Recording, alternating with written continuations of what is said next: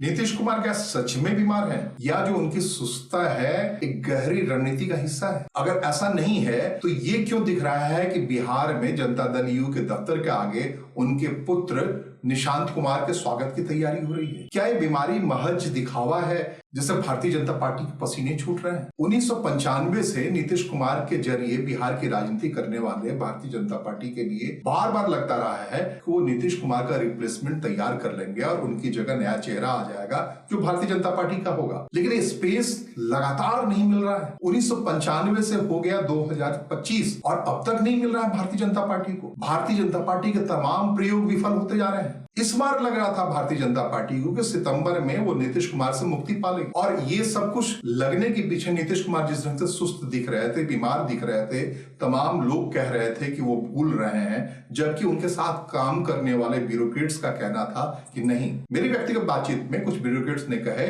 कि भाई आज भी वो एलिफेंट मेमोरी के मालिक है, उनकी याददाश्त हाथी जैसी है, एक एक घटनाक्रम उन्हें याद है, उनके पास बैठिए तो। लेकिन बाहर जब भी आते हैं तो बार बार ये बात उठती है या उनके टंग ऑफ स्लिप से ऐसा दिखता है कि बहुत सारी चीजें भूल रहे हैं। तो क्या नीतीश कुमार इतने उस्ताद हैं कि जिस वंशवाद की राजनीति के खिलाफ उनका पूरा वजूद है उसके खिलाफ होने दे रहे हैं कि अपने बेटे को लॉन्च करने की तैयारी हो रही है? बिहार में पटना में जेडीयू दफ्तर के आगे बड़े से पोस्टर लगे हैं कि बिहार करे पुकार, आइए निशांत कुमार। वो निशांत कुमार जो बार बार कहते रहे कि उनका राजनीति से कोई लेना देना नहीं है, कैमरे से दूर रहे, झेपते रहे, कहते रहे कि नहीं मुझे राजनीति से कोई वास्ता नहीं है, जो इतनी अरुचि दिखाते रहे कि उन्होंने शादी तक नहीं की। 2007 में माता के निधन के बाद मंजू देवी जो नीतीश कुमार की पत्नी थी, समय लोगों ने देखा था मोटे तौर पर निशांत कुमार को पहली बार। उसके बाद का ये दौर है, इसमें कहीं वो नहीं दिखे। और बार बार नीतीश कुमार को जब पोजिशनिंग देने की बात हुई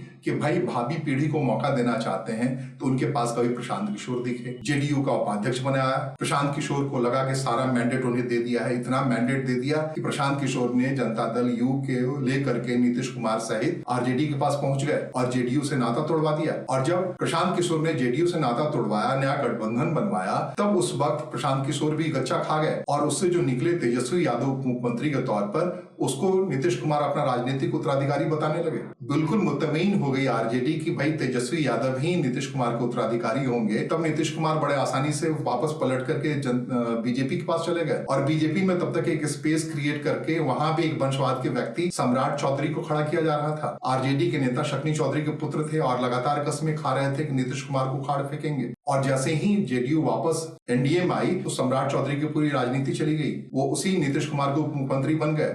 लेकिन कभी भी ऐसा नहीं लगा कि नीतीश कुमार उन्हें अपना उत्तराधिकारी बता रहे हैं। और इस वैक्यूम में जो बार बार कहा जा रहा है नीतीश कुमार बीमार हैं, तेजस्वी कह रहे हैं, विपक्ष कह रहा है, सब कोई कह रहा है, उस बीमारी की दशा में एक निर्णय लिया जाता है और जेडीयू के दफ्तर के आगे बड़ा सा पोस्टर चल जाता है और जिसमें कहता है कि निशांत कुमार ही जो वास्तविक पुत्र हैं उनके, वही उनके वास्तविक उत्तराधिकारी होंगे। तो फिर क्या हुआ नीतीश कुमार के उस वंशवाद विरोधी राजनीति का जिसकी वजह से वो दूर चले गए थे आरजेडी से? लालू यादव ने राबड़ी देवी को मुख्यमंत्री का उत्तराधिकार सौंपा था तो उससे नाराज हो गए थे। जब तेजस्वी यादव को राजनीति में लाया गया था तो उन्होंने कहा था कांग्रेस और आरजेडी एक जैसी राजनीति कर रही है, हम उसके खिलाफ हैं। नेहरू की बेटी इंदिरा गांधी की बेटी बेटे राजीव गांधी के बेटे राहुल गांधी या प्रियंका गांधी या उनकी पत्नी सोनिया गांधी की राजनीति उन्हें पसंद नहीं है, ये बात बार बार वो कहते रहे थे। और अब जब फैसला लेने का वक्त आया है, आखिरी वक्त आया है, तब उन्होंने भारतीय जनता पार्टी को बिल्कुल चौंका दिया है कि अब निशांत कुमार उनके सामने होंगे। तो ये कैसी राजनीति है कि आप बिल्कुल यू टर्न ले लेते हैं? भारतीय जनता पार्टी जब एनडीए में ये उम्मीद रखी पड़ी थी कि नीतीश कुमार राजनीति से अस्ताचल क्यों जाएंगे, तब जाकर के भारतीय जनता पार्टी को एनडीए का नेतृत्व करने का मौका मिलेगा। इसके लिए उसने कई प्रयोग किए और जब प्रयोग को अंजाम देने का वक्त आया, जब ये कहा जा रहा था कि नीतीश कुमार वास्तव में बीमार हैं, उस समय नीतीश कुमार अपने पुत्र को सामने कर देते हैं ठीक अंदाज में, जिस अंदाज से रामविलास पासवान ने चिराग पासवान को सामने किया था और उनके भाई तक उससे नाराज होकर अलग हो गए थे। तो क्या सितंबर में होने वाला विधानसभा चुनाव भारतीय जनता पार्टी के लिए नई चुनौती के तौर पर आने वाला है, जिसमें इस बार फिर भारतीय जनता पार्टी अपना कोई चेहरा देने के बजाय नीतीश कुमार की जगह निशांत कुमार के पीछे खड़ी होने वाली है? या फिर कोई ऐसा एंगल तैयार हो रहा है जो एक बार फिर जेडीयू या नीतीश कुमार की राजनीति को बीजेपी के खिलाफ ले जाएगा और नए समीकरण तैयार होंगे बिहार की राजनीति में। लेकिन जो भी राजनीति में समीकरण तैयार होंगे बिहार में, वो ऐसा है कि अब लग रहा है वंशवाद के इर्द गिर्द ही लगेगा।